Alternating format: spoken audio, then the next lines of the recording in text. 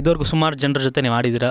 ಸಂಚಿತ್ ಹೆಗ್ಡೆ ಅವ್ರ ಜೊತೆನೂ ಕೂಡ ಆಡಿದ್ದೀರಾ. ಅವ್ರ ಜೊತೆ ಆಡಬೇಕಾದ್ರೆ ಆ ಒಂದು ಕೆಮಿಸ್ಟ್ರಿ ಯಾವ ರೀತಿ ವರ್ಕೌಟ್ ಆಗ್ತಿತ್ತು ಅಂತಂದರೆ, ಮುಂಚೆನೇ ಆಡಬೇಕಾದ್ರೆ ಏನಾದರೂ ಮಾತಾಡಿ ಪ್ಲ್ಯಾನ್ ಮಾಡ್ಕೋತಿದ್ದೀರಾ, ಅಥವಾ ಅವರೇ ಒಂದು ಕಡೆ ನೀವೇ ಒಂದು ಕಡೆ ಡೈರೆಕ್ಟಾಗಿ ಹೋಗಿ ಆಡ್ತಾ ಇದ್ದೀರಾ? ಅಂದರೆ ಯೂಶ್ವಲ್ ಆಗಿ ಡ್ಯುಯೆಟ್ ಸಾಂಗ್ಸ್ ಎಲ್ಲ ರೆಕಾರ್ಡ್ ಮಾಡಿದಾಗ ಸೆಪ್ರೇಟಾಗೇ ಮಾಡೋದು, ಅಂದರೆ ಒಟ್ಟಿಗೆ ಮಾಡೋಕ್ಕೆ ಹೋಗಲ್ಲ. ಬಟ್ ಸಂಜಿತ್ ಜೊತೆ ಹಾಡಿದಾಗ ಅವರು ಇದ್ದರು, ಸಂಜಿತ್ ಇದ್ದರು. ಅಂದರೆ but Sanjith and I go back ತುಂಬ go back to many years ago. ಅವರಿನ್ನೂ ಸರಿಗಮಪಾಲು ಬಂದಿರಲಿಲ್ಲ. ಸೊ ಮುಂಚೆಯಿಂದನೇ ಪರಿಚಯ ಇದ್ದಾರೆ. ಸೊ ಅದೊಂದು so we were friends before. ಆವಾಗಲಿಂದಾನು friends. So it was very comfortable ಅವ್ರ ಜೊತೆ ರೆಕಾರ್ಡ್ ಮಾಡಿದಾಗ. ಸೊ ದೇ ವಾಸ್ ಅವರು ಹೇಳ್ತಿದ್ರು ಹೆಂಗೆ ಹಾಡಬೇಕು ಅದೆಲ್ಲ. ಸೊ ಫ್ರೆಂಡ್ಸ್ ಆಗಿರೋದ್ರಿಂದ ಅದೊಂಥರ ಪ್ರೊಫೆಷ್ನಲ್ ಇದರಿಂದ ಆಚೆ ಬಂದುಬಿಡುತ್ತೆ. So it is more of a friendly recording and ಚೆನ್ನಾಗಿತ್ತು. ಯಾ. ಆ್ಯಂಡ್ ಇನ್ನೊಂದು ಹರಿಕೃಷ್ಣ ಸರ್ ಜೊತೆ ಅವರು ಅದೇ ಸೆಪ್ರೇಟಾಗಿ ರೆಕಾರ್ಡ್ ಮಾಡಿದ್ರು. So I was not there when he recorded. So ಯೂಶ್ವಲಾಗಿ ಡ್ಯುಯೆಟ್ಸ್ ರೆಕಾರ್ಡ್ ಮಾಡಿದಾಗ ಒಟ್ಟಿಗೆ ಮಾಡಲ್ಲ, ಅವ್ರು ಮುಂಚೆ ಮಾಡಿಬಿಟ್ಟಿರ್ತಾರೆ ಅಥವಾ ನಾನು ಫಸ್ಟ್ ಮಾಡಿರ್ತೀನಿ. ಸೊ ಹಾಗಿರುತ್ತೆ. ಸಿಂಗರ್ಸ್ ಅಂದರೆ ನೀವೊಬ್ಬರು ಸಿಂಗರ್ ಆಗಿ ಬೇರೆ ಯಾವ ಸಿಂಗರ್ಸ್ ನಿಮಗೆ ತುಂಬ ಲೈಕ್ ಆಗ್ತಾರೆ, ಯಾವ ವಿಷಯಕ್ಕೆ ಆಗ್ತಾರೆ? ನನಗೆ ಸರ್ ನಮ್ಮ ಕನ್ನಡ ಇಂಡಸ್ಟ್ರಿಲಿರೋರು ಎಲ್ಲರೂ ಇಷ್ಟ ಸರ್. ಎಲ್ಲ ಸಿಂಗರ್ಸು ಇಷ್ಟ. ಎಲ್ಲರಿಗೂ ಅವ್ರದ್ದೇ ಆದ ಒಂದು ಸ್ಟೈಲ್ ಇದೆ ಹಾಡಬೇಕಾದ್ರೆ. ಆ್ಯಂಡ್ ಈಗ ನಾನು ಕೇಳ್ಕೊಂಬಂದಿರೋದು ರಾಜೇಶ್ ಕೃಷ್ಣನ್ ಸರ್ ಅವ್ರು ಹಾಡಿರೋದು ಆಗಿರಲಿ, ವಿ ಪಿ ಸರ್ ಆಗಿರಲಿ, ಹೇಮಂತ್ ಸರ್, ಅನುರಾಧ ಭಟ್ ಮ್ಯಾಮ್, ಇಂದು ನಾಗರಾಜ್ ಅವರು ಎಲ್ಲರೂ ಅಂದರೆ ಸೊ ಒಂಥರ ಅವ್ರವ್ರದ್ದೇ ಸ್ಟೈಲ್ ಇದೆ. ಸೊ ನಾವು ಅದರಿಂದ ನಾನು ತುಂಬ ಇನ್ಸ್ಪೈರ್ ಆಗಿದ್ದೀನಿ. ಯಾಕಂದರೆ ಒಂದು ಏನಂತೀರ, ಇವಾಗ ನಮ್ಮ ಸೀನಿಯರ್ಸ್ ಆಗಿ ಅದೇ set a very good example ನಮಗೆ ಇವಾಗ ಬರೋ ಸಿಂಗರ್ಸ್ಗೆ. ಸೊ ಐ ಥಿಂಕ್ ನಂಗೆ ಎಲ್ಲರಿಂದನೂ ಇನ್ಸ್ಪಿರೇಷನ್ ತೊಗೋತೀನಿ ನಾನು. ಸಿಂಗರ್ ಆಗಿದ್ರಿ, ಅದ್ರ ಜೊತೆಗೇ ಆ್ಯಕ್ಟ್ರಾಗಿ ಬರಬೇಕು ಅಂತ ಏನಕ್ಕೆ ಅನ್ನಿಸ್ತು? ಅಂದರೆ ಈ ನಟನೆ ಚಿಕ್ಕ ವಯಸ್ಸಿನಿಂದನೂ ಇತ್ತಾ, ಅಥವಾ ಕಾಲೇಜ್ ಡೇಸಿಗೆ ಬಂದಾಗಿತ್ತಾ, ಅಥವಾ ಸಿಂಗರ್ ಆದಮೇಲೆ ಬಂದಿದ್ದ ಐಡಿಯಾನ ಇದು? ಈ ಕಾಲೇಜ್ ಡೇಸಲ್ಲಿ ನಾನು ಹೇಳ್ದಂಗೆ ನಾಟಕದ ಒಂದು ಗುಂಪಿತ್ತು ಕಾಲೇಜಲ್ಲಿ, ರಂಗವೈಭವ ಅಂತ. ಸೊ ಅಲ್ಲಿ ಪ್ರಾಪರ್ ಥಿಯೇಟರ್ ಅದು. ಸೊ ನನಗೇನು ಏನಂತೀರ ಎಕ್ಸ್ಪೀರಿಯನ್ಸ್ ಅಂತ ಏನೂ ಇಲ್ಲ. ಏನಂದರೆ ನನಗೆ ಕ್ಲಾಸಸ್ ಬಂಕ್ ಮಾಡ್ಬೋದಲ್ಲ ಅಂತ ಹೋಗಿ ಸೇರಿಕೊಂಡೆ. ಬಟ್ ನಂಗೆ ಅದರಲ್ಲಿ ತುಂಬ ಇಂಟ್ರೆಸ್ಟ್ ಬಂದುಬಿಡ್ತು. ಅಲ್ಲಿ ಹಾಡೋದಾಗಲಿ, ಅದು ಹೆಂಗೆ ಒಂದೊಂದು ಎವ್ರಿ ಪ್ರಾಸೆಸ್, ಥಿಯೇಟರ್ದೊಂದು ಪ್ರಾಸೆಸ್ಸೇ ತುಂಬ ಇಂಟ್ರೆಸ್ಟಿಂಗ್ ಅನಿಸ್ತು. ಬಟ್ ನನಗೆ ಆ ವರ್ಷ ಮಾತ್ರ ಮಾಡೋಕ್ಕಾಗಿದ್ದು. ಅದಾದಮೇಲೆ ಇದು ಸಿಂಗಿಂಗ್ ಸ್ವಲ್ಪ ಜಾಸ್ತಿ ಆಯಿತು. ಡಿಗ್ರಿ ಟೈಮಲ್ಲಿ ಟಿ ಎನ್ ಸೀತಾರಾಮ್ ಅವರ ಸೀರಿಯಲ್ದು ಆಡಿಷನ್ ಇತ್ತು. ಸೊ ನಮ್ಮ ಸಂಗೀತದ ಗುರುಗಳು ಅವರು ಆ್ಯಕ್ಟರು, ಅವರು ಟಿ ಎನ್ ಎಸ್ ಸೀರಿಯಲಲ್ಲಿ ಆ್ಯಕ್ಟ್ ಮಾಡಿದ್ದು. ಅವ್ರು ಹೇಳಿದ್ರು ನೋಡಬೇಕಂದ್ರೆ ಟ್ರೈ ಮಾಡು. ನನಗೆ ಏನು ಅಂದರೆ ತಲೆ ಬುಡ ಗೊತ್ತಿಲ್ಲ ಆ್ಯಕ್ಟಿಂಗ್ ಬಗ್ಗೆ, ಏನು ಮಾಡಲಿ ಅಂತ ಯೋಚನೆ ಮಾಡ್ತಿದ್ದೆ. ಅಷ್ಟರಲ್ಲಿ ಪರವಾಗಿಲ್ಲ ಹೋಗಿ ಟ್ರೈ ಮಾಡೋಕ್ಕೇನು, ಇಲ್ಲ ಅಂದರೆ ಇಲ್ಲ ಅಂತ ಹೇಳ್ತಾರೆ ಅಂತ. ಸೊ ಅವಾಗ ಹೋಗಿ ಟ್ರೈ ಮಾಡಿ ಅವರು ಸೆಲೆಕ್ಟ್ ಮಾಡಿದ್ರು. ಸೆಲೆಕ್ಟ್ ಮಾಡಿದವ್ರು ಹಾಡುತ್ತೆ ಹುಡುಗಿ ಅಂತ, ಆ್ಯಕ್ಟ್ ಮಾಡೋಕ್ಕೆ ಬರುತ್ತೆ ಅಂತ ಅಲ್ಲ. ಸೊ ಬಟ್ ಆಮೇಲೆ ಹೋಗ್ತಾ ಹೋಗ್ತಾ ಗಾನ್ವಿ ಲಕ್ಷ್ಮಣ್ ಅವರು ಲೀಡಲ್ಲಿ ಇದ್ದರು. ಸೊ ಅವರು ಮತ್ತು ರಾಕೇಶ್ ಮಯ್ಯ ಅವರು ಆ್ಯಂಡ್ ಸೀತಾರಾಮ್ ಸರ್ ತುಂಬ ಎನ್ಕರೇಜ್ ಮಾಡಿದ್ರು, ಹೇಳ್ಕೊಡ್ತಾಯಿದ್ರು ಹಿಂಗೆ ಹೇಳಬೇಕು ಹೀಗೆ ಹೇಳಬೇಕು. ಸೊ ಅಲ್ಲಿಂದ ಸ್ವಲ್ಪ ತುಂಬ ಆ್ಯಕ್ಟಿಂಗ್ ಬಗ್ಗೆ ಆಸಕ್ತಿ ಬಂತು. ಯಾಕಂದರೆ ಇವಾಗ ಹೆಂಗಂದರೆ ಹಾಡೋದು ಅಂದರೆ ನಮಗೆ ಸ್ವಲ್ಪ ಟೆನ್ಷನ್ ಇರುತ್ತೆ, ಚೆನ್ನಾಗಿ ಹಾಡಬೇಕು, ಯಾಕಂದರೆ ಅದೊಂಥರ ಪ್ರೈಮರಿ ಪ್ರೊಫೆಷನ್. ಆ್ಯಕ್ಟಿಂಗ್ ಅಂದರೆ ಸ್ವಲ್ಪ ನನಗೆ it's more of a free space ನನಗೆ. ಯಾಕಂದರೆ ನಾನು ಎಷ್ಟು ತಪ್ಪು ಮಾಡಿದ್ರೂ ನಾನು ಜಡ್ಜ್ ಮಾಡ್ಕೊಳ್ಳಲ್ಲ, ನನ್ನ ಹೇಳ್ಕೊಡ್ತಾರೆ. ಸೊ ಐ ಆಮ್ ಒಂಥರ it's a learning process. So ಯಾರೂ ಜಡ್ಜ್ ಮಾಡಲ್ಲ, ಜಡ್ಜ್ ಮಾಡಿದ್ರೂ ನನಗೆ ಪರವಾಗಿಲ್ಲ, ಯಾಕಂದರೆ ನಂಗೆ ಬರಲ್ಲ ಆ್ಯಕ್ಟಿಂಗು. ಸೊ ಹೇಳ್ಕೊಟ್ರೆ ಇನ್ನೂ ಚೆನ್ನಾಗಿ ಮಾಡ್ಬೋದು ಅನ್ನೋ ಒಂದು ಮನಸ್ಥಿತಿ ಇದೆ ಆ್ಯಕ್ಟಿಂಗ್ ಬಗ್ಗೆ. ಸೊ ನಂಗೆ ತುಂಬ ಇಷ್ಟ, ಟೆನ್ಷನ್ ಫ್ರೀ ನಂಗೆ ಆ್ಯಕ್ಟಿಂಗು. ಹಾಡೋದು ಅಂದರೆ ಸ್ವಲ್ಪ ಟೆನ್ಷನ್ ಇರುತ್ತೆ, ಇದು ಟೆನ್ಷನ್ ಫ್ರೀ. ಓಕೆ, ಈಗ ಹೀರೋಯಿನ್ ಆಗಿ ಕೂಡ ಮನ್ರೆ ಸಿನಿಮಾ ಮುಖಾಂತರ ಎಂಟ್ರಿ ಕೊಡ್ತಾ ಇದ್ದಾರೆ. ಇದು ಫಸ್ಟ್ ಸಿನಿಮಾ ಅನ್ಸುತ್ತಲ್ಲ? ಹೌದು ಹೌದು, ಮೊದಲನೇ ಸಿನಿಮಾ. ಈ ಸಿನಿಮಾ ಆಫರ್ ಯಾವ ರೀತಿ ಬಂತು? ಬಂದಾಗ ಏನಕ್ಕೆ ಈ ಸಿನಿಮಾನ ನೀವು ಒಪ್ಕೊಂಡ್ರಿ? ಒಬ್ಬರು ಸಿಂಗರ್ ಆಗಿದ್ದವರು ಯಾಕೆ ಈ ಸಿನಿಮಾದಲ್ಲೇ ಡೆಬ್ಯೂ ಮಾಡಬೇಕು ಅಂತ ನಿಮ್ಗೆ ಅನ್ನಿಸ್ತು? ಅದೇ ಮನ್ರೆ ಡೈರೆಕ್ಟರ್ ಗುರು ಸರ್ ನಾವು ಮುಂಚೆ ಮೀಟ್ ಮಾಡಿದ್ವಿ, ಆದರೆ ಬೇರೆ ವಿಷಯಕ್ಕೆ, ಅಂದರೆ ಒಂದು ಸಿಂಗಿಂಗ್ ಶೋಸು ಅದ್ರ ಬಗ್ಗೆ ಒಂದಷ್ಟು ಮಾತುಕತೆ ಮಾಡಬೇಕಾಗಿತ್ತು. ಆವಾಗ ಸರ್ ಹೇಳಿದರು ನನಗೆ ಈ ಕಥೆನ. ನನಗೆ ಈ ಸೈಕಲಾಜಿಕಲ್ ಥ್ರಿಲ್ಲರ್ಸು ಅದೆಲ್ಲ ತುಂಬ ಇಂಟ್ರೆಸ್ಟ್ ಇದೆ ನನಗೆ. ಸೊ ಈ ಥರ ನಾನು ಒಂದು ಮೂವಿ ಮಾಡ್ತಾಯಿದ್ದೀನಿ ಅಂತ ಸುಮ್ಮನೆ ಮಾತುಕತೆ ಸುಮ್ಮನೆ ಬಂತು. ಓ ಹೌದಾ ಸರ್, ಓ ಅಂತ ಸುಮ್ಮನೆ ಮೇಲ್ಮೇಲೆ ಕತೆ ಹೇಳಿದರು. ಅದಕ್ಕೆ ಓ ವೆರಿ ಇಂಟ್ರೆಸ್ಟಿಂಗ್, ಸಖತ್ತಾಗಿದೆ ಅಂತಲ್ಲ, ಕ್ಯಾರೆಕ್ಟರ್ಸ್ ಬಗ್ಗೆನೂ ಸುಮ್ಮನೆ ಮೇಲ್ಮೇಲಾಗಿ ಹೇಳಿದರು. ಲೈಕ್ ಓಕೆ ಸೂಪರ್ ಅಂತ ಹಾಗೆ ಅಲ್ಲಿಗೆ ನಿಂತೋಗಿತ್ತು. ಬಟ್ ಆಮೇಲೆ ಫೋನ್ ಮಾಡಿಬಿಟ್ಟು ಈ ಥರ ಇದೆ, ಹುಡುಕ್ತಾ ಇದ್ದೀವಿ, ನಿಮ್ಗೇನಾದರೂ ಇಂಟ್ರೆಸ್ಟ್ ಇದೆಯಾ ಅಂತ ಕೇಳಿದ್ರು. ನಾನು ನಮ್ಮ ಮನೇಲಿ ಕೇಳಿದೆ, ಸರಿ ಮಾಡು ಅಂದ್ಬಿಟ್ರು ನಮ್ಮ ಮನೇಲು. ನಾನು ಓ ಹೌದಾ, ಓಕೆ ಸರಿ ಸರ್ ಮಾಡ್ತೀನಿ. ಅಂದರೆ ನಂಗೆ ಮೇನಾಗಿ ತುಂಬ ಇಷ್ಟ ಆಗಿದೆ ಅಂದರೆ ಕಥೆ, ಪ್ಲಾಟ್. ಯಾಕಂದರೆ ಈಗ ಈ ಮಿಸ್ಟರೀಸು ಮತ್ತು ಈ ಥರ ಥ್ರಿಲ್ಲರ್ಸ್ ಎಲ್ಲ ಜನಕ್ಕೂ ಯೂಶಲ್ ಆಗಿ ಇಷ್ಟ ಆಗುತ್ತೆ. ಯಾಕಂದರೆ ಅವರು ತುಂಬ ಯೋಚನೆ ಮಾಡೋದಿರುತ್ತೆ. ಸೊ ನನಗೆ ಆ ಒಂದು point was very interesting. So ಅದಕ್ಕೆ ಮಾಡ್ತೀನಿ ಅಂತ ಬೇಗ ಒಪ್ಕೊಂಬಿಟ್ಟೆ. ಈಗ ನಮ್ಮ ಗುರು ಅವರು 2 ಸಿನಿಮಾಗಳನ್ನ ಡೈರೆಕ್ಟ್ ಮಾಡಿದ್ದಾರೆ. ಅಂತಂದರೆ ಒಂದು ಬಂದ್ಬಿಟ್ಟು ಸೇನಾಪುರ, ಇನ್ನೊಂದು ಬಂದು ಮನ್ರೆ. ಬಟ್ ಈ 2 ಸಿನಿಮಾದಲ್ಲೂ ಒಂದು ರೇಂಜ್ಗೆ ಸಿಮಿಲರ್ ಅಂತಂದರೆ 2 ಸಿನಿಮಾಗೂ ಹೀರೋಯಿನ್ ಬಂದ್ಬಿಟ್ಟು ಸಿಂಗರ್ಸೇ. ಈ ವಿಷಯ ನಿಮಗೆ ಗೊತ್ತಾದಾಗ ಏನು ಅನ್ನಿಸ್ತು ನಿಮಗೆ? ಯಾಕೆ ಇವರು ಸಿಂಗರ್ನೇ ಸೆಲೆಕ್ಟ್ ಮಾಡ್ತಾರೆ? ಅಂದರೆ ಏನಾದರೂ ಇದರಿಂದ ಒಂದು ಉದ್ದೇಶ ಇದೆಯಾ, ಸಿಂಗರ್ಸ್ನ ಕರ್ಕೊಂಬಂದು ಹೀರೋಯಿನ್ ಮಾಡಬೇಕು ಅಂತನೋ, ಅಥವಾ ಅಚಾನಕ್ ಆಗಿದ್ದು ಅಂತ ನಿಮ್ಗೆ ಅನ್ಸುತ್ತೆ? ಇಲ್ಲ, ಐ ಡೋಂಟ್ ಥಿಂಕ್ ಸಿಂಗರ್ಸ್ನೇ ಕರ್ಕೊಂಡು ಬಂದು ಮಾಡಬೇಕು, ಅದೇನು ಪ್ಯಾಟರ್ನ್ ಏನಿಲ್ಲ ಅಂತ ಅನ್ಸುತ್ತೆ ಅವ್ರಿಗೇನು. ಐ ಥಿಂಕ್ ಬೇಕು ಅಂತ ಏನು ಇಲ್ಲ ಅನಿಸುತ್ತೆ. ಅದು ಐ ಥಿಂಕ್ ಅಚಾನಕ್ಕೆ ಅನಿಸುತ್ತೆ, ಜಸ್ಟ್ ಕಾಕತಾಳೆ ಅಂತ ಅನ್ಸುತ್ತೆ ನನಗಷ್ಟೇ ಅವರಿಗೆ. And I think it was more of what kind of a character that he wanted. And so ಅದು ಅದೇ ಕೋಇನ್ಸಿಡೆಂಟಲಿ ಇನ್ನೊಂದು ಸಿಂಗರಲ್ಲೇ ಅವರು ನೋಡಿದ್ರು. ಸೊ ಅದಕ್ಕೆ ಐ ಥಿಂಕ್ ಕೇಳಿದ್ರು ಅಂತ ಅನಿಸುತ್ತೆ ನನಗೆ. ನಾಟ್ ಬಿಕಾಸ್ ಸಿಂಗರ್ಸ್ನೇ ಹಾಕೋಬೇಕು ಅಂತೇನಿಲ್ಲ ಅನಿಸುತ್ತೆ ಅವರಿಗೆ, ನನ್ನ ಪ್ರಕಾರ. ಓಕೆ, ಸಿನಿಮಾ ಏನೋ ಕಮಿಟ್ ಆದರೆ, ಈಗ ಸಿನಿಮಾದಲ್ಲಿ ಆಡೋದು ಬೇರೆ, ಬಟ್ ಪರ್ಫಾರ್ಮ್ ಮಾಡಬೇಕಾದ್ರೆ ಬೇರೆ, ಅದು ಹೀರೋಯಿನ್ ಕ್ಯಾರೆಕ್ಟರ್ ಮಾಡಬೇಕಾದ್ರೆ. ಸೊ ಈ ಸಿನಿಮಾನ ನೀವು ಕಮಿಟ್ ಆಗಿ ಆ್ಯಕ್ಟಿಂಗ್ ಹೋದ್ಮೇಲೆ ಇದಕ್ಕಿಂತ ಬೆಸ್ಟು ಸಿಂಗಿಂಗೇ ಆಗಿತ್ತು, ಯಾಕೆ ಹೀರೋಯಿನ್ ಆದೆ ಅಂತ ಏನಾದ್ರು ಅನ್ನಿಸ್ತಾ, ಅಥವಾ ಕಂಫರ್ಟಬಲಾಗಿ ನಿಮಗೆ ಮಾಡೋಕ್ಕಾಯ್ತಾ? ಇಲ್ಲ, ನಂಗೆ ತುಂಬ ಕಂಫರ್ಟಬಲ್ ಆಗಿತ್ತು. ಐ ಥಿಂಕ್ ಮೇಜರ್ ರೀಸನ್ ಯಾಕೆ ಅಂದರೆ the whole team is very very patient. And ಅವರಿಗೆ ಒಂದು ಹೇಳ್ಕೊಡೋ ಅಂಥ ಒಂದು ಪೇಷನ್ಸ್ ಇದೆ. ಮತ್ತು ಅದೇ ಅಯ್ಯೋ ಏನು ಕೋಪ ಏನು ಮಾಡ್ಕೊಳ್ಳಲ್ಲ, ನಾ ಡೈರೆಕ್ಟರ್ ಸರ್ ಅಂತೂ ತುಂಬ ಪೇಷಂಟಾಗಿ ಹೇಳ್ಕೊಟ್ರು. ಮತ್ತು ನನ್ನ ಕೋ ಆ್ಯಕ್ಟರ್ ಅಜಯ್ ಸರು ಆಗಿರಲಿ ಅಥವಾ ಅನಿರುದ್ಧ ಶಾಸ್ತ್ರಿ ಆಗಿರಲಿ, ಅವರು ತುಂಬಾ ಇನ್ಪುಟ್ಸ್ ಕೊಡ್ತಾಯಿದ್ರು ಮತ್ತು ಹೇಳ್ಕೊಡ್ತಾಯಿದ್ರು. ಸೊ ಐ ಥಿಂಕ್ ನನಗೆ ಅಯ್ಯೋ ಯಾಕಪ್ಪ ಬಂದ್ಬಿಟ್ಟೆ ಅಂತ ಯಾವತ್ತೂ ಅನಿಸಿಲ್ಲ. ಆ್ಯಂಡ್ ಐ ಥಿಂಕ್ ಅನ್ಸೋದು ಇಲ್ಲ. It's a very very comfortable team. And ತುಂಬ ಖುಷಿ ಆಗುತ್ತೆ ದಿನ ಕೆಲಸ ಮಾಡೋಕ್ಕೆ ಅವ್ರ ಜೊತೆ. So I was very happy that I chose to do this movie. ಈಗ ಅಕಸ್ಮಾತ್ ಈ ಸಿನಿಮಾ ಏನಾದರೂ ದೊಡ್ಡ ಮಟ್ಟದಲ್ಲಿ ಹಿಟ್ಟಾಗಿ ಸಿಂಗಿಂಗಿಂತ ಹೀರೋಯಿನ್ ಆಗಿ ಜಾಸ್ತಿ ಆಫರ್ಸ್ ಬಂದರೆ ಏನು ಮಾಡ್ತೀರಾ? ಸಿಂಗಿಂಗ್ ಅನ್ನೋದನ್ನ ಬಿಟ್ಬಿಡ್ತೀರಾ? ಅಂದರೆ ಈಗ ಉಪೇಂದ್ರ ಅವರು ಒಂದು ಟೈಮಲ್ಲಿ ಡೈರೆಕ್ಟರ್ ಆಗಿದ್ದರು, ಅವ್ರು ಹೀರೋ ಆದಮೇಲೆ ಡೈರೆಕ್ಷನ್ನ ಮರ್ತೇ ಬಿಟ್ಟರು. ಸೊ ಹಂಗೇನಾದರೂ ಈಗ ಐಶ್ವರ್ಯ ರಂಗರಾಜನ್ ಅವರು ಹೀರೋಯಿನ್ ಆಗಿ ಸಿನಿಮಾ 100 ಡೇಸ್ ಆದಮೇಲೆ ಸಿಂಗರ್ ಆಗಿ ಉಳ್ಕೊತಾರಾ, ಅಥವಾ ಹೀರೋಯಿನ್ ಆಗಿ ಅವ್ರು ಕಂಟಿನ್ಯೂ ಆಗ್ತಾರಾ? ಇಲ್ಲ ಸರ್, ಸಿಂಗಿಂಗೇ ನಾನು ಉಳ್ಕೊಳ್ಳೋದು. ಇದು ಯಾಕಂದರೆ ಸ್ವಲ್ಪ ಅದು ತುಂಬ ನನಗೆ ಬರ್ತಂತಲೇ ಹೇಳ್ಬೋದು.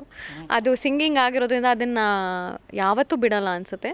ಬಟ್ ಇದನ್ನು ಇನ್ನೂ ಜಾಸ್ತಿ ಪ್ರಾಜೆಕ್ಟ್ಸ್ ಏನಾದರೂ ಬಂದರೆ ಅಫ್ಕೋರ್ಸ್ ತೊಗೋತೀನಿ. ಯಾಕಂದರೆ ಸ್ವಲ್ಪ ಎಸ್ಪೆಷಲಿ ಈ ಮೂವಿ ಮಾಡಾದ್ಮೇಲೆ ಇದು ಮಾಡ್ತಿರೋವಾಗಲೇ ನಂಗೆ ತುಂಬ ಇನ್ನೂ ಇಂಟ್ರೆಸ್ಟ್ ಜಾಸ್ತಿ ಆಗೋಗಿದೆ. Okay, there so much to explore in this ಅಂತ.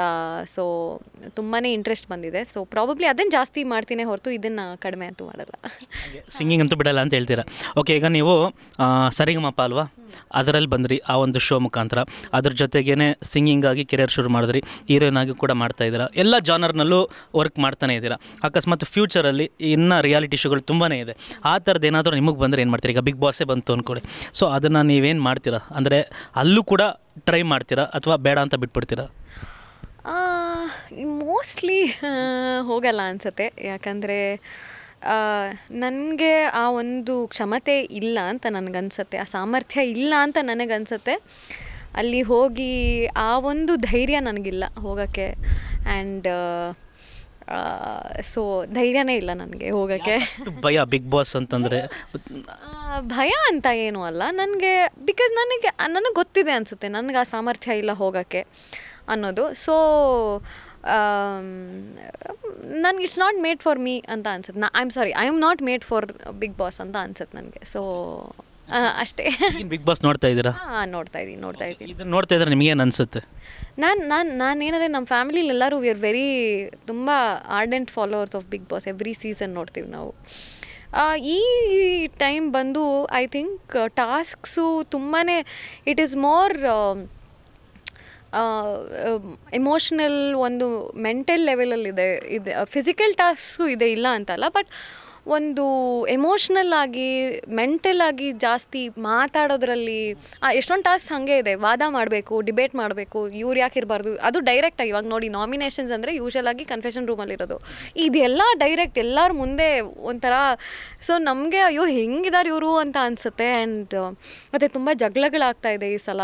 ಆ್ಯಂಡ್ ಒಂದೊಂದು ಸಲ ನೋಡೋಕೆ ಹಿಂಸೆ ಆಗುತ್ತೆ, ಯಾಕಂದರೆ ಪಾಪ ತುಂಬ ಕಷ್ಟಪಡ್ತಿರ್ತಾರೆ, ಅವ್ರಿಗೆ ಪಾಪ ಹಿಂಸೆ ಆಗ್ತಿರುತ್ತೆ ಅಲ್ಲಿ. ಸೊ ನೋಡೋರ್ಗೂ ಸ್ವಲ್ಪ ಯಾಕೆ ಪಾಪ ಇಷ್ಟೊಂದು ಕಷ್ಟಪಡ್ತಾ ಇದ್ದಾರೆ ಅಂತ ಅನಿಸುತ್ತೆ. ಈ ಸೀಸನ್ ತುಂಬ ಡಿಫ್ರೆಂಟ್ ಆಗಿದೆ ಸ್ವಲ್ಪ ಕಂಪೇರ್ ಟು ಹಳೆ ಸೀಸನ್ಸು. ಬಟ್ ತುಂಬಾ ಕಷ್ಟಪಟ್ಟಿದ್ದಾರೆ ಈ ಸೀಸನ್ ಅವರು ಅಂತ ಹೇಳೋಕ್ಕೆ ಇಷ್ಟಪಡ್ತೀನಿ. But all the best to all of them. ಯಾರು ಗೆಲ್ಬೋದು ಅನಿಸುತ್ತೆ? ಯಾಕೆಂತಂದರೆ ತುಂಬಾ ಪೈಪೋಟಿ ಇದೆ. ನಿಮಗೆ ಪರ್ಟಿಕ್ಯುಲರಾಗಿ ಇಂಥವ್ರು ಬರ್ಬೋದೇನೋ ಚಾನ್ಸಸ್ ಇದೆ ಅಂತ ಅನ್ಸೋದಾದ್ರೆ ಯಾರದು?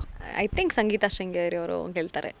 ಯಾಕಂದರೆ ಅವರು she is been very active and task ಸಖತ್ತಾಗಿ ಮಾಡ್ತಾರೆ, ಚೆನ್ನಾಗಿ ಮಾತಾಡ್ತಾರೆ, ಆ್ಯಂಡ್ ಚೆನ್ನಾಗಿ ಡಿಸ್ಕಷನ್ಸ್ ಮಾಡ್ತಾರೆ, ಮತ್ತು ಮನೆ ಎಲ್ಲ ಕಡೆ ಕಾಣಿಸ್ಕೋತಾ ಇರ್ತಾರೆ ಅವರು. ಆ್ಯಂಡ್ ನನಗೆ ಎಸ್ಪೆಷಲಿ ನನಗೆ ಖುಷಿಯಾಗಿದ್ದು ಒಂದು ಇದಿತ್ತು ಗೊತ್ತಾ, ಪೈಲ್ವಾನ್ ಇದು ಮಾಡೋದು, ರೆಸ್ಲಿಂಗ್ ಮಾಡೋದು ಇತ್ತು, ಅದರಲ್ಲಿ ಅವ್ರು ಗೆದ್ದಿದ್ದು ನಂಗೆ ಸಖತ್ ಇಂಪ್ರೆಸ್ ಆಗೋಯ್ತು. ಸೂಪರಾಗಿ ಆಡಿದ್ರು. ಬಳೆ ಅಲ್ಲ, ಇಲ್ಲ ಆ ಪೈಲ್ವಾನ್ ಮಾಡಿದ್ರಲ್ಲ, ಇದು ಕಾರ್ತಿಕ್, ಸ್ನೇಹಿತು, ವಿನಯ್, ನೀತು, ಸಂಗೀತ. ಸೊ ಅವ್ರು ಅದರಲ್ಲಿ ಗೆದ್ದಿದ್ದು ನಂಗೆ ಸಖತ್ ಇಂಪ್ರೆಸ್ ಆಯಿತು. ಸೊ ಅಲ್ಲಿಂದ I think Sheel win. Okay, ಅಕಸ್ಮಾತ್ ಈಗ ನೀವು ಬಿಗ್ ಬಾಸ್ ಸೀಸನ್ 10 ಇದ್ಬಿಟ್ಟಿದ್ರಿ ಅಂದ್ಕೊಳ್ಳಿ, ಅಲ್ಲಿ ಯಾರಿಂದ ಜಾಸ್ತಿ ನೀವು ಹರ್ಟ್ ಆಗ್ತಿದ್ರಿ? ಈಗ ಎಲ್ಲ ಥರದ ಒಂದು ಜನರು ನೀವು ಅಲ್ಲಿ ನೋಡಿದ್ದೀರಾ, ಯಾರ ಒಂದು ಕ್ಯಾರೆಕ್ಟ್ರು ನಿಮ್ಮನ್ನು ತುಂಬ ಭಯ ಪಡಿಸ್ತಿತ್ತು ಅಥವಾ ನಿಮಗೆ ತುಂಬ ಹರ್ಟ್ ಮಾಡಿಸ್ತಿತ್ತು ಅಂತ ಅನಿಸುತ್ತೆ ನೀವು ಇದ್ದಿದ್ದರೆ? ಹರ್ಟ್ ಆಗೋದು ಅದೇ, ಅದು ನೋಡಿ, ಹರ್ಟ್ ಆಗೋದು ಈಸ್ ಅ ಪರ್ಸ್ನಲ್ ಥಿಂಗ್ ಅಲ್ವಾ. ಅವ್ರು ಹೇಳಿದ್ರೆ ನಿಮ್ಗೆ ಅದು ಏನೋ ಎಫೆಕ್ಟ್ ಆಗ್ಲೂಬಹುದು, ಆಗದೇನೋ ಇರಬಹುದು, ಗೊತ್ತಿಲ್ಲ. ನಾನು ಐ ಥಿಂಕ್ ಎಲ್ಲರಿಂದನೂ ಹರ್ಟ್ ಆಗ್ತಿದ್ದೆ ನಾನು, ಯಾಕಂದರೆ ಸುಮ್ಮನೆ ಯಾರೋ ಏನೋ ಹೇಳಿದ್ರೇ ಹರ್ಟ್ ಆಗ್ತೀನಿ. ಸೊ ಆ ಥರ ಏನಾದರೂ ಬೈದ್ಬಿಟ್ಟಿದ್ದರೆ ಹತ್ಕೊಂಡು ಕೂತ್ಕೊಂಡ್ಬಿಡ್ತಿದ್ದೆ ನಾನು. ಸೊ ಎಲ್ಲರೂ ಯಾರಾದರೂ ಇವರೇ ಅಂತಲ್ಲ, ಯಾರು ಏನು ಹೇಳಿದ್ರು ಹರ್ಟ್ ಆಗಿಬಿಟ್ರದು. ಅಲ್ಲಿ ಇಷ್ಟು ಟಾಸ್ಕ್ಗಳು ನಡೀತಲ್ಲ, ಯಾವ ಟಾಸ್ಕಲ್ಲಿ ನೀವು ಚೆನ್ನಾಗಿ ಪರ್ಫಾರ್ಮ್ ಮಾಡ್ತಿದ್ರಿ ಅನಿಸುತ್ತೆ ಈ ಸೀಸನ್ 10 ನೋಡಿದಾಗ? ನಾನು ಇದ್ದಿದ್ರೆ ಇದು ಮಾಡ್ತಿದ್ದೆ. ಯಾವುದು, ಆ ಹಳ್ಳಿ ಟಾಸ್ಕ್ ತುಂಬ ಚೆನ್ನಾಗಿತ್ತು. ನಾ ಇದ್ದಿದ್ರೆ ಹಾಡೆಲ್ಲ ಹಾಡ್ಕೊಂಡು ಗೀಗಿ ಪದ ಅಂತೆಲ್ಲ ಹಾಡ್ಕೊಂಡು ಕೂತ್ಕೊಂಡಿರ್ತಿದ್ದೆ ಅನಿಸುತ್ತೆ. ಆಯ್ತು, ಈಗ ಜನಪದ ಹಾಡನ್ನ ಆಡ್ತಿದ್ದೆ ಅಂತ ಹೇಳಿದ್ರೆ, ಈಗ ನಮಗೋಸ್ಕರ ಒಂದು ಜನಪದ ಹಾಡು, ಯಾಕೆಂದರೆ ಎರಡು ಕೂಡ ಹುಡುಗರನ್ನ ಅಪ್ರೋಚ್ ಮಾಡೋ ಥರ ಸಾಂಗ್ ಕೇಳಾಯಿತು. ಈಗ ಜನಪದನ ನಿಮ್ಮ ಬಾಯಲ್ಲಿ ಕೇಳೋದಾದರೆ ಹೇಗಿರುತ್ತೆ ಅಂತ? ಹಾಂ, ಓಕೆ. ಗಾಡಿಯ ದಾರಿ ಸಾಗಲಿ, ನಮ್ಮ ಊರನ್ನು ಬೇಗ ಸೇರಲಿ, ನಮ್ಮ ಊರನ್ನು ಬೇಗ ಸೇರಲಿ, ಬಂಡಿ ಬಂಡಿ ಚಂದ, ಬಂಡಿಯ ನೊಗ ಚಂದ, ಬಂಡಿ ಬಂಡಿ ಚಂದ, ಬಂಡಿಯ ನೊಗ ಚಂದ, ನನ ನನ ನನ ತರ ನನ ತರರ ತರರ, ಧೂಳು ಮುಟ್ಟಿತು ತರರಹಾರ. ಸಾಹಿತ್ಯ ಮರ್ತೋಗಿದೆ, ಸಾರಿ. ಗಾಡಿಯ ದಾರಿ ಸಾಗಲಿ, ನಮ್ಮ ಊರನ್ನು ಬೇಗ ಸೇರಲಿ, ನಮ್ಮ ಊರನ್ನು ಬೇಗ ಸೇರಲಿ. Okay, super. ತುಂಬಾ ಖುಷಿ ಆಯಿತು ನಿಮ್ಮ ಜೊತೆ ಮಾತಾಡಿ. ಈಗ ಇಡೀ ಭಾರತದಲ್ಲಿ ಒಂದು ಖುಷಿಯಾದ ಒಂದು ವಿಷಯ ಏನಪ್ಪ ಅಂತಂದರೆ ರಾಮ ಮಂದಿರ ನಿರ್ಮಾಣ. ಸೊ ಅದು ಆಗ್ತಾ ಇದೆ. ಆ್ಯಕ್ಚುಲಿ ಈಗ ರಾಮ ಮಂದಿರ ಆಗಿರ್ಬೋದು ಅಥವಾ ಕಾಶಿ ಆಗಿರ್ಬೋದು, ಸಿಂಗರ್ಸ್ಗೆ ತುಂಬಾ ಹತ್ತಿರ ಅಂತಲೇ ಹೇಳ್ಬೋದು. ಯಾಕೆಂತಂದರೆ ಅಲ್ಲಿ ಅವ್ರು ಆಡಿರೋ ಒಂದು ಭಕ್ತಿ ಗೀತೆಗಳಾಗಿರ್ಬೋದು, ಜನಪದ ಗೀತೆಗಳು, ಏನೋ ಒಂದು ಆ ಒಂದು ಗೀತೆಗಳು ಆ ಒಂದು ಗುಡಿನಲ್ಲಿ ಪ್ಲೇ ಆಗ್ತಾ ಇರುತ್ತೆ. ನಮ್ಮ ಕನ್ನಡದ ವಿಜಯ್ ಪ್ರಕಾಶ್ ಅವರ ಒಂದು ಸಾಂಗ್ ಕೂಡ ಕಾಶಿಲಿ ಪ್ಲೇ ಆಗ್ತಾ ಇದೆ. ಸೊ ಈಗ ರಾಮ ಮಂದಿರ ನಿರ್ಮಾಣ ಆಗ್ತಾ ಇದೆ. ಇದ್ರ ಬಗ್ಗೆ ನಿಮ್ಮ ಒಂದು ಅಭಿಪ್ರಾಯ ಏನು? ಅಂದರೆ ಎಷ್ಟು ಖುಷಿ ಆಗ್ತಾ ಇದೆ? ಅದರಲ್ಲೂ ಕೂಡ ನಮ್ಮ ಕರ್ನಾಟಕದ ಮೈಸೂರಿನ ಒಂದು ಕಲ್ಲು ಅಲ್ಲಿ ಹೋಗಿ ಶಿಲೆ ಆಗಿದೆ, ರಾಮನ ಶಿಲೆ ಆಗಿದೆ. ಇದ್ರ ಬಗ್ಗೆ ನೀವು ಹೇಳೋದಾದರೆ ಏನು ಹೇಳ್ತೀರಾ? ಅಂದರೆ ಇವಾಗ ಖುಷಿ ವಿಷಯ ಏನು ಅಂದರೆ, ನಮ್ಮ ಕರ್ನಾಟಕದ ಜನ ಇವಾಗ ಎಲ್ಲ ಕಡೆ, ಅಂದರೆ ಭಾರತದಲ್ಲಿ ಮಾತ್ರ ಅಲ್ಲ, ವಿಶ್ವವಿಡೀ ಒಂದು ಛಾಪನ್ನು ಮೂಡಿಸ್ತಾ ಇದ್ದಾರೆ. ನಮ್ಮ ಕರ್ನಾಟಕನ ರೆಪ್ರೆಸೆಂಟ್ ಮಾಡ್ತಾ ಇದ್ದಾರೆ ಎಲ್ಲ ಕಡೆ. ಸೊ ಇದಕ್ಕಿಂತ ಖುಷಿಯ ವಿಚಾರ ಅಂದರೆ ಅವರು ಆ ಒಂದು ಕಾಂಟ್ರಿಬ್ಯೂಷನ್ ಮಾಡಿರ್ಬೋದು. But I think as Kannadigas, ಕರ್ನಾಟಕದವರಾಗಿದ್ದು ನಮ್ಮೆಲ್ಲರಿಗೂ ನಾವೇ ಏನೋ ಒಂದು ಅಚೀವ್ಮೆಂಟ್ ಮಾಡಿದ್ದೀವೇನೋ ಅನ್ನೋಷ್ಟು ಖುಷಿ ಆಗ್ತಿದೆ. ಆ್ಯಂಡ್ ಕಂಗ್ರ್ಯಾಚುಲೇಷನ್ಸ್ ಹೇಳಬೇಕು ಅವರಿಗೆ. ಯಾಕಂದರೆ ನಮ್ಮ ಒಂದು ಕರ್ನಾಟಕನ ಹೋಗಿ ಎಲ್ಲರಿಗೂ ಮುಟ್ಟಿಸ್ತಾ ಇದ್ದಾರೆ. ಅಂದರೆ ಕರ್ನಾಟಕದ ಒಂದು ಪ್ರತಿಭೆ ಎಲ್ಲರಿಗೂ ಗೊತ್ತಾಗ್ತಿದೆ. ಸೊ ಖುಷಿ ಸರ್, ಇನ್ನೇನು ಹೇಳೋದು, ಖುಷಿ ಅಷ್ಟೇ. ಓಕೆ, ಮುಂದಿನ ದಿನದಲ್ಲಿ ಐಶ್ವರ್ಯ ರಂಗರಾಜನ್ ಅವರ ಪ್ಲ್ಯಾನ್ಸ್ ಏನಾಗಿರುತ್ತೆ? ಇವಾಗ ಈ ವರ್ಷಕ್ಕೆ ನನ್ನ ಪ್ಲ್ಯಾನ್ಸ್ ಬಂದು ನನ್ನದೇ ಆದ ಒಂದಷ್ಟು ಹಾಡುಗಳನ್ನ ರಿಲೀಸ್ ಮಾಡೋದು, ಹಾಗೆ ಯೂಟ್ಯೂಬ್ ಚಾನೆಲ್ನ ಸ್ಟಾರ್ಟ್ ಮಾಡೋದು. ಅದೇ ನನ್ನ ಹಾಡುಗಳನ್ನ ಜನರು ಕೇಳಿಸ್ಕೋಬೇಕು. ಇವಾಗ ಒಂದು ಇಂಡಿಪೆಂಡೆಂಟ್ ಮ್ಯೂಸಿಕ್ ಸೀನ್ ಅಂತ, so to get into that. So ತುಂಬ ಇವಾಗ ಎಷ್ಟು ಜನ ಇದ್ದಾರೆ ಇಂಡಿಪೆಂಡೆಂಟ್ ಮ್ಯೂಸಿಕಲ್ಲಿ ನಮ್ಮ ಕನ್ನಡದಲ್ಲಿ. ಇವಾಗ ಅಲೋಕ್ ಆಗಿರಬಹುದು, ಅಥವಾ ರಾಹುಲ್ ಡಿಟೋ ಅವರಾಗಿರಬಹುದು, MC ಬಿಜ್ಜು ಅವರಾಗಿರಬಹುದು. ಸೊ ಅದೇ ರೀತಿ ಅಂದರೆ ಅಷ್ಟು ಮಟ್ಟಕ್ಕೆ ಒಂದು ಮ್ಯೂಸಿಕ್ನ ಕೊಡೋಕ್ಕಾಗದೇ ಇರ್ಬೋದು, ಬಟ್ ಸ್ಟಾರ್ಟ್ ಮಾಡೋಣ ಅಂತ. ಸೊ ನನ್ನದೇ ಆದ ಹಾಡುಗಳು ಕಂಪೋಸ್ ಮಾಡಿ ಬರೆದು ರಿಲೀಸ್ ಮಾಡಬೇಕು ಅಂತ ಇದ್ದೀನಿ. ಅಂದರೆ ಈಗ ನೀವು ಸಿಂಗರ್ ಅಲ್ಲದ ಜೊತೆಗೆ, ಸಿಂಗರ್ನ ಜೊತೆಗೆ ನೀವು ಮ್ಯೂಸಿಕ್ ಡೈರೆಕ್ಟರ್ ಕೂಡ ಆಗಿದ್ದೀರಾ. ಮ್ಯೂಸಿಕ್ ಡೈರೆಕ್ಟರ್ ಅಂತ ಹೇಳೋಕ್ಕಾಗಲ್ಲ, ಕಂಪೋಸ್ ಮಾಡಬಹುದು. ಇವಾಗ ಕಂಪೋಸ್ ಮಾಡ್ಬೋದು ಟ್ಯೂನ್ನ, ಬಟ್ ಬೇರೆ ಆಸ್ಪೆಕ್ಟ್ಸ್ ಇರುತ್ತೆ. ಇವಾಗ ಮ್ಯೂಸಿಕ್ ಮಾಡೋದು ಅಥವಾ ಒಂದಷ್ಟು ಅರೇಂಜ್ಮೆಂಟು ಅದೆಲ್ಲ ಇರುತ್ತೆ. ಸೊ ಅದನ್ನು ನನ್ನ ಫ್ರೆಂಡ್ಸ್ ಇರ್ತಾರೆ, ಸೊ ಅವ್ರ ಎಲ್ಲರ ಹೆಲ್ಪಿನ ಸಹಾಯದ ಒಟ್ಟಿಗೆ ಒಂದು ಹಾಡನ್ನು ಆಮೇಲೆ ವಿಡಿಯೋ ಮಾಡಬೇಕಾಗತ್ತೆ. ಸೊ ಇವಾಗ ಮನ್ರೆ ಅವ್ರ DOPನೇ ಹೆಲ್ಪ್ ಮಾಡ್ತೀವಿ ಅಂತೆಲ್ಲ ಹೇಳಿದ್ದಾರೆ. ಸೊ ಎಲ್ಲರ ಹೆಲ್ಪು ಬೇಕು ಸರ್. ಸೊ ಕಂಪೋಸರ್ ಅಂತ ಹೇಳ್ಬೋದು ಮ್ಯೂಸಿಕ್ ಡೈರೆಕ್ಟರ್ಗೆ. ಆಲೋಕೆ ಮತ್ತು ರಾಹುಲ್ ಡಿಟ್ಟೋ ಇವರೆಲ್ಲ ಇದ್ದಾರಲ್ಲ, ಸೊ ಇವರಲ್ಲಿ ಯಾರು ನಿಮಗೆ ತುಂಬಾ ಡಿಫ್ರೆಂಟ್ ಅನಿಸುತ್ತೆ? ಯಾರು ಒಂದು ವರ್ಕ್ ತುಂಬ ಇಷ್ಟ ಆಗುತ್ತೆ? ಯಾರು ಇನ್ಸ್ಪೈರ್ ಆಗ್ತಾರೆ ನಿಮಗೆ? ನೀವು ಈ ಥರ ಒಬ್ರೊಬ್ಬರನ್ನೇ ಹೇಳಿ ಅಂದರೆ ತುಂಬ ಕಷ್ಟ ಆಗುತ್ತೆ. ಸೊ ನನಗೆ ಎಲ್ಲರೂ ಸರ್, ಇವಾಗ ಇಂಡಿಪೆಂಡೆಂಟ್ ಸೀನ್ ಅನ್ನೋದು ಇವಾಗ ಕರ್ನಾಟಕದಲ್ಲಿ ಒಂದು ಇಂಟ್ರೊಡ್ಯೂಸ್ ಮಾಡಿದ್ದೇ ಇವ್ರುಗಳು. ಸೊ ನಮ್ಮಂಥವ್ರಿಗೆ ತುಂಬಾ ಹೆಲ್ಪ್ ಆಗುತ್ತೆ. ಇವರು ಒಂದು ತುಂಬಾ ಒಳ್ಳೆ ದಾರಿಯಲ್ಲಿ ನಡೆಸ್ಕೊಂಡು ಹೋಗ್ತಾ ಇದ್ದಾರೆ ಇಂಡಿಪೆಂಡೆಂಟ್ ಮ್ಯೂಸಿಕ್ ಒಂದು ಫೀಲ್ಡ್ನ. ಸೊ ನಮಗೆ ತುಂಬ ಹೆಲ್ಪ್ ಆಗುತ್ತೆ. ಇವಾಗ ದಿ ಅದರ್ ಡೇ ನಾನು ಆಲೋಕೆ ಅವ್ರ ಜೊತೆ ಮಾತಾಡ್ತಿದ್ದೆ. ಅವ್ರು ಏನೇನು ಮಾಡಬೇಕು ಅನ್ನೋದು ಒಂದು ಹೆಲ್ಪ್ ಇನ್ಪುಟ್ಸ್ ಕೊಡ್ತಾಯಿದ್ರು. ಸೊ ಅವರು ಅಷ್ಟು ದೊಡ್ಡ ಆರ್ಟಿಸ್ಟ್ ಆಗಿ ನಮಗೆ ಹೆಲ್ಪ್ ಮಾಡ್ತೀವಿ ಅಂತ ಹೇಳಿದಾಗ ತುಂಬಾ ಖುಷಿ ಆಗುತ್ತೆ. ಸೊ ಅಂಥವರು ಇರೋ ಒಂದು ಫೀಲ್ಡಿಗೆ ನಾವು ಹೋಗ್ತಿದ್ದೀವಿ ಅಂದರೆ ತುಂಬಾ ಖುಷಿ ಆಗುತ್ತೆ. So I'm very excited to be part of that industry. Okay, ಈಗ ಇಂಡಿಪೆಂಡೆಂಟಾಗಿ ಮಾಡಬೇಕು ಅಂತ ಹೇಳ್ತಾ ಇದ್ದೀರಾ. ಶ್ರೀಲಂಕನ್ ಸಿಂಗರ್ ಯೋಹಿನಿ ಅವರು ಆಲ್ರೆಡಿ ಅವರ ಒಂದು ಸಾಂಗ್ನಲ್ಲಿ ವಿಭಿನ್ನತೆಯನ್ನು ತೋರಿಸ್ಕೊಟ್ರು. ಅಂತಂದರೆ ಇಡೀ ಒಂದು ವಿಶ್ವಕ್ಕೆ ಪರಿಚಯಿಸಿದ್ರು. ಅದು ತುಂಬ ದೊಡ್ಡ ಟ್ರೆಂಡ್ ಆಯಿತು. ಈಗ ಆ ಥರದ ಒಂದು ಅಂದರೆ ನಿಟ್ಟಲ್ಲಿ ನೀವು ಸಾಗಬೇಕು ಅಂತ, ಅಥವಾ ಏನೇನು ಡಿಫ್ರೆನ್ಸೇಷನ್ ತರಬೇಕು ಅಂತ ನೀವು ಅನ್ಕೋತೀರಾ? ಅವ್ರ ಬಗ್ಗೆ ಹೇಳೋದಾದರೆ ಏನು ಹೇಳ್ತೀರಾ? ಯಾಕೆಂದರೆ ಅವರು ಕೂಡ ಒಬ್ಬರು ಹುಡುಗಿಯಾಗಿ ಈ ಒಂದು ಸಾಧನೆನ ಮಾಡಿದ್ರು. ಇಲ್ಲ, ಅಫ್ಕೋರ್ಸ್ ಅದೇ ಥರನೇ. ಅದೇ ಸರ್, ಇವಾಗ ಏನಂದರೆ ನಮ್ಮ ಹಾಡುಗಳನ್ನ ಎಲ್ಲರೂ ಕೇಳಬೇಕು ಅನ್ನೋದೇ ಒಂದು ಗೋಲ್ ಅಷ್ಟೇ. ಸೊ ಅದು ವರ್ಲ್ಡ್ ವೈಡ್ ಹಿಟ್ ಆಗುತ್ತೆ ಅಂದರೆ ಯಾರಿಗೆ ಬೇಡ ಅಂತಾರೆ. ಸೊ ಅದೇ ಮೇನ್ ಗೋಲ್, ಎಲ್ಲರೂ ಕೇಳಬೇಕು. ನಾನು ಮಾಡಿರೋ ಒಂದು ಸಂಗೀತನ ನಾನು ಎಲ್ಲರ ಜೊತೆಗೂ ಹಂಚ್ಕೋತಾ ಇದ್ದೀನಿ ಅನ್ನೋ ಒಂದು ಇಂಟೆನ್ಷನ್ ಅಷ್ಟೇ. ಸೊ ಸೇಮ್ ಸರ್, ಎಲ್ಲರೂ ಇವಾಗ ಹಾಡು ಮಾಡಿ ಒಂದು ವಿಡಿಯೋ ಮಾಡಿ ಜನಕ್ಕೋಸ್ಕರ ಅಂತಲೇ ಮಾಡೋದು. ಸೊ ಅದೇ ರೀತಿ ಆದರೆ ನಮಗೂ ಖುಷಿ ಸರ್. ಇನ್ನೇನು ಅಂದರೆ ಕನ್ನಡ ಹಾಡುಗಳನ್ನ ಎಲ್ಲರೂ ಕೇಳಿಸ್ಕೊತಾ ಇದ್ದಾರೆ, ಅದೊಂದು ಬೇರೆಯೇ ಖುಷಿ. ಸೊ ಎಲ್ಲರೂ ರೀಲ್ಸ್ ಮಾಡಿಬಿಟ್ರೆ ಇನ್ನೂ ಖುಷಿ ಆಗೋಗುತ್ತೆ. ಓಕೆ, ಈಗ ನೀವು ಸಿಂಗರ್, ಓಕೆನಾ? ಒನ್ಸ್ ಅಪಾನ್ ಅ ಟೈಮಲ್ಲಿ ಈಗ ಸಿಂಗಿಂಗ್ ಅಂತಂದರೆ ಒಂದು ಹಾಡುಗಳನ್ನ ಕೇಳಬೇಕು ಅಂತಂದರೆ ಕ್ಯಾಸೆಟ್ ಇತ್ತು. ಕ್ಯಾಸೆಟ್ ಆದಮೇಲೆ CD ಅನ್ನೋದು ಬಂತು. ಈಗ ಅವೆರಡೂ ಕೂಡ ಇಲ್ಲ. ಬಟ್ ಆದರೂ ಕೂಡ ಸಾಂಗ್ಗಳು ತುಂಬಾ ದೊಡ್ಡ ಮಟ್ಟದಲ್ಲಿ ಹಿಟ್ ಆಗ್ತಾಯಿದೆ. ಈಗ ನೀವು ಇದ್ರ ಬಗ್ಗೆ ಹೇಳೋದಾದರೆ, ಈ ಸಾಂಗ್ಗಳು ಯಾವ ಒಂದು ಪ್ಲ್ಯಾಟ್ಫಾರ್ಮಲ್ಲಿ ತುಂಬ ಜಾಸ್ತಿ ಹಿಟ್ಟಾಗುತ್ತೆ ಅಂತ ನಿಮ್ಗೆ ಅನಿಸುತ್ತೆ? ಅಂದರೆ ಯೂಟ್ಯೂಬ್ ಆಗಿರ್ಬೋದು, ಅಥವಾ ರೀಲ್ಸ್ ಆಗಿರ್ಬೋದು, ಇನ್ನೂ ಸುಮಾರು ವಿಷಯಗಳಿದೆ.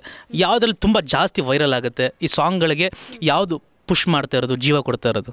ಈಗ ನನ್ನ ಪ್ರಕಾರ ಇವಾಗ 2 ಪ್ಲ್ಯಾಟ್ಫಾರ್ಮ್ ತುಂಬ ಹೆಲ್ಪ್ ಆಗೋದು ಅಂದರೆ, ಫಸ್ಟು ಯೂಟ್ಯೂಬು, ಇಲ್ಲಾಂದರೆ ಇನ್ಸ್ಟಾಗ್ರಾಮಲ್ಲಿ. ಬಟ್ ಇನ್ಸ್ಟಾಗ್ರಾಮಲ್ಲಿ ಏನಂದರೆ ಇವಾಗ ಹೆಂಗಾಗೋಗುತ್ತೆ ಅಂದರೆ, ಒಂದು ಹಾಡು ಇವಾಗ ಒಂದು 3-3.5 ನಿಮಿಷ ಇರುತ್ತೆ ಅಂತ ಅಂದ್ಕೊಳ್ಳಿ. ಇನ್ಸ್ಟಾಗ್ರಾಮಲ್ಲಿ ಏನಾಗೋಗುತ್ತೆ, 1 ನಿಮಿಷ ರೀಲ್ ಮಾಡ್ತಾರಲ್ವ. ಸೊ ಎಲ್ಲರಿಗೂ ಆ 1 ನಿಮಿಷದ ಹಾಡು ಮಾತ್ರ ಪರಿಚಯ ಇರುತ್ತೆ, ಆ 1 ಮಿನಿಟ್ ಪೋರ್ಷನ್. ಸೊ ನನ್ನ ಗೋಲ್ ಏನಂದರೆ ಇಡೀ ಹಾಡು ಕೇಳಿಸ್ಕೋಬೇಕು. ಮುಂಚೆ ಅಂದರೆ ನೀವು ಹೇಳಿದ್ರಲ್ಲ ಕ್ಯಾಸೆಟ್ಸಲ್ಲಿ ಅದು ಆ ಟೇಪ್ ಹರಿದೋಗೋವರೆಗೂ ಕೇಳಿಸ್ಕೊಳ್ಳೋರು ಎಲ್ಲರೂ. ಇವಾಗ it's just limited to 1 minute. ಎಲ್ಲರದು ಅಟೆನ್ಷನ್ ಸ್ಪ್ಯಾನು ಕಡಿಮೆ ಆಗಿದೆ ಇವಾಗ. ಸೊ ಸ್ವಲ್ಪ ಜನಕ್ಕೆ ಆ ಅಟೆನ್ಷನ್ ಸ್ಪ್ಯಾನ್ ಹಿಡಿದಿಟ್ಕೊಂಡು ಫುಲ್ಲು ವೀಡಿಯೋ ನೋಡೋ ಥರ ಆಗಬೇಕು ಅನ್ನೋದು ನನ್ನ ಒಂದು ಆಶಯ. ಫುಲ್ ಹಾಡು ಕೇಳಿಸ್ಕೊಂಡು, ಇವಾಗ ಸ್ಪಾಟಿಫೈಯೂ ಅಷ್ಟೇ, Spotify is just for music ಅಲ್ವಾ. So that also helps. ಇವಾಗ ನಾವೇನೋ ಇನ್ಸ್ಟಾಗ್ರಾಮಲ್ಲಿ 1 ಮಿನಿಟ್ ಹಾಕಿದರೆ ಒಬ್ಬೊಬ್ಬರು ಅದ್ರದ್ದು ಎಕ್ಸ್ಟೆಂಡೆಡ್ ವರ್ಷನ್ ಅಥವಾ ಫುಲ್ ವರ್ಷನ್ ಕೇಳ್ತಾರೆ, ಅದನ್ನು ಸ್ಪಾಟಿಫೈಯಲ್ಲಿ ಕೇಳಿಸ್ಕೋಬೋದು ಅಥವಾ ಯೂಟ್ಯೂಬಲ್ಲಿ ಕೇಳಿಸ್ಕೋಬೋದು. ಸೊ ಇವಾಗ ಯೂಟ್ಯೂಬ್ ಆ್ಯಂಡ್ ಇನ್ಸ್ಟಾಗ್ರಾಮ್ ಹೆಲ್ಪ್ಸ್ ತುಂಬಾ. ನಿಮಗೆ ಒಂದು ಹಾಡು ವೈರಲ್ ಆಗಬೇಕು ಅಂದರೆ, ಇವಾಗ ಹೆಂಗಂದರೆ ರೀಲ್ಸ್ ಮಾಡಿದ್ರೆ ಆ ಹಾಡಿಗೆ ಅದು ವೈರಲ್ ಆಯಿತು ಅಂತ, ಎಲ್ಲರೂ ಆ ಒಂದು ಬಿಟ್ಟಿಗೆ ರೀಲ್ಸ್ ಮಾಡ್ತಿದ್ದಾರೆ ಅಂದರೆ ಆ ಹಾಡು ವೈರಲ್ ಆಯಿತು ಅನ್ನೋ ಅರ್ಥ ಇದೆ ಇವಾಗ. ಸೊ ಆ ಥರ ಆದರೆ ಖುಷಿ. ಓಕೆ, ಇಂಡಿಪೆಂಡೆಂಟಾಗಿ ಮಾಡ್ತಾ ಇದ್ದೀನಿ ಅಂತಂದರೆ ರೆಡಿ ಇದೆಯಾ? ಸರ್ ಹಾಡುಗಳು ರೆಡಿ ಇದೆ. ಏನಂದರೆ ಇವಾಗ ಒಂದೊಂದು ಮೇನ್ ಥಿಂಗ್ಸ್ ಇವಾಗ ವೀಡಿಯೋ ಮಾಡೋದು, ವೀಡಿಯೋನೂ ನೋಡೋಕ್ಕೆ ಚೆನ್ನಾಗಿರಬೇಕು. ಬರೀ ಹಾಡು ಮಾತ್ರ ಚೆನ್ನಾಗಿದ್ದರೆ ಸಾಕಾಗಲ್ಲ. ಇವಾಗ ವೀಡಿಯೋ ಚೆನ್ನಾಗಿರಬೇಕು, ಲೊಕೇಶನ್ ಚೆನ್ನಾಗಿರಬೇಕು. ಸೊ ಆ ಒಂದು ಹಂತದಲ್ಲಿ ಇದೆ, ವೀಡಿಯೋಸ್ ಮಾಡಬೇಕು, ಅದೊಂದೇ ಬಾಕಿ ಇರೋದು. ಸಾಂಗ್ಗಳು ಯಾವ ಜಾನರಲ್ಲಿ ಮಾಡ್ತಾ ಇದ್ದೀರಾ? ಹಾಂ, ನಾನು ಹಾಡಿರೋ ಹಾಡುಗಳು ಇವಾಗ ಸ್ವಲ್ಪ ಬೋಲ್ಡ್ ಆಗಿದೆ, ಮತ್ತು ಒಂದಷ್ಟು ಐಟಮ್ ಸಾಂಗ್ಸ್ ಕೂಡ ಹಾಡಿದ್ದೀನಿ. ಬಟ್ ನನಗೆ ನಾನು ಕಲ್ತ್ಕೊಂಬಂದಿರೋದು ಶಾಸ್ತ್ರೀಯ ಸಂಗೀತ. ಸೊ ನನಗೆ ಅದ್ರ ಕಡೆ ಸ್ವಲ್ಪ ಒಲವು ಜಾಸ್ತಿ ಇದೆ. ಸೊ ಸ್ವಲ್ಪ ಸೆಮಿ ಕ್ಲಾಸಿಕಲ್ ಅಥವಾ ಫ್ಯೂಷನ್ ಆ ಸ್ವಲ್ಪ ಜಾನರಲ್ಲೇ ಇದೆ ಹಾಡುಗಳು. ಖಂಡಿತವಾಗ್ಲೂ ನಿಮ್ಮ ಎಲ್ಲ ಪ್ಲಾನ್ಸ್ಗೂ ಕೂಡ ಒಳ್ಳೆಯದಾಗಲಿ. ಹಾಗೆ ಹೀರೋಯಿನಾಗಿ ಕೂಡ ಆ್ಯಕ್ಟ್ ಮಾಡ್ತಾ ಇದ್ದೀರಾ, ಅದಕ್ಕೂ ಕೂಡ ನಿಮಗೆ ಡಬಲ್ ಒಳ್ಳೆಯದಾಗಲಿ. ಸಿಂಗರಾಗೂ ಬ್ಯುಸಿಯಾಗಿ, ಆಮೇಲೆ ಹೀರೋಯಿನಾಗೂ ಕೂಡ ಬ್ಯುಸಿಯಾಗಿ ನಿಮ್ಮ ಎಲ್ಲ ಕನಸುಗಳು ಕೂಡ ನೆರವೇರಲಿ. ನಿಮ್ಮ ಜೊತೆ ಮಾತಾಡಿದ್ದು ನಮಗೂ ಕೂಡ ತುಂಬಾ ಖುಷಿ ಆಯಿತು. ನಮ್ಮ ವ್ಯೂವರ್ಸ್ಗೆ ಹೇಳೋದಾದರೆ ಏನು ಹೇಳೋಕ್ಕೆ ಇಷ್ಟಪಡ್ತೀರಿ ರಾಜ್ ಟ್ಯೂಬ್ನ ವ್ಯೂವರ್ಸ್ಗೆ? First of all, Raj tube YouTube ಚಾನಲ್ನ ಸಬ್ಸ್ಕ್ರೈಬ್ ಮಾಡಿ, ಬೆಲ್ ಐಕನ್ನ ಪ್ರೆಸ್ ಮಾಡಿ. ಏನೆಲ್ಲ ತುಂಬ ಖುಷಿ ಆಯಿತು. ಇವಾಗ ಅಮಿತ್ ಅವರು ಇವಾಗ ಮನ್ರೆ ಚಿತ್ರದ ಮೂಲಕ ಪರಿಚಯ ಆಗಿದ್ದು. ಆ್ಯಂಡ್ ವರ್ಕ್ಶಾಪ್ ಟೈಮಲ್ಲೆಲ್ಲ ಅವ್ರ ಮಾಡೋ ಒಂದು ನಟನೆ ನೋಡಿದ್ರೆ ತುಂಬಾ ಖುಷಿ ಆಗುತ್ತೆ. ಯಾಕಂದರೆ ಈ ಸಚ್ ಸ್ಪಾಂಟೇನಿಯಸ್ ಆ್ಯಕ್ಟರ್, ಮತ್ತು ನ್ಯಾಚುರಲ್ ಆಗಿ ಅವರು ತುಂಬಾ ಫನ್ನಿ ಆಗಿದ್ದಾರೆ. ಅವರು ಸುಮ್ಮನೆ ಒಂದು ಡೈಲಾಗ್ ಏನು ಟೈಮಿಂಗಲ್ಲಿ ಕೊಡ್ತಾರೆ, ತುಂಬ ಖುಷಿ ಆಗುತ್ತೆ, ತುಂಬ ನಗಿಸ್ತಾರೆ. ಸೊ ತುಂಬ ಖುಷಿ ಆಗ್ತಿದೆ ನೀವು ಈ ಒಂದು ಪ್ರೋಗ್ರಾಮ್ನ ಹೋಸ್ಟ್ ಮಾಡ್ತಾ ಇದ್ದೀರಾ. ತುಂಬ ಚೆನ್ನಾಗಿ ಮಾತಾಡ್ಸಿದ್ರಿ, ನನಗಂತೂ ತುಂಬ ಖುಷಿ ಆಯಿತು. ಆ್ಯಂಡ್ ಐ ಥಿಂಕ್ ನಿಮ್ಮ ವ್ಯೂವರ್ಸು ಕೂಡ ತುಂಬಾ ಖುಷಿ ಆಗುತ್ತೆ. ಸೊ ರಾಜ್ ಟ್ಯೂಬ್ಗೆ ಸಬ್ಸ್ಕ್ರೈಬ್ ಮಾಡಿ, ಅಮಿತ್ ಅವರು ಮಾತಾಡೋದು ನೋಡಿ ಆ್ಯಂಡ್ ಸಪೋರ್ಟ್ ಮಾಡಿ ಈ ಒಂದು ಯೂಟ್ಯೂಬ್ ಚಾನಲ್ಗೆ. Thank you so much. Thank you very much, ತುಂಬಾ ಖುಷಿ ಆಯಿತು. ಓಕೆ, ಇನ್ನಷ್ಟು ಹೊಸ ಒಂದು ಕಾರ್ಯಕ್ರಮಗಳ ಜೊತೆ ನಾವು ಭೇಟಿ ಆಗ್ತೀವಿ. ಅಲ್ಲಿವರೆಗೂ ನೀವು ನೋಡ್ತಾ ಇರಿ ರಾಜ್ ಟ್ಯೂಬ್. ಸಬ್ಸ್ಕ್ರೈಬ್ ಮಾಡಿ, ಹಾಗೆ ಲೈಕ್ ಮಾಡಿ, ಬೆಲ್ ಬಟನ್ನ ಒತ್ತಿ.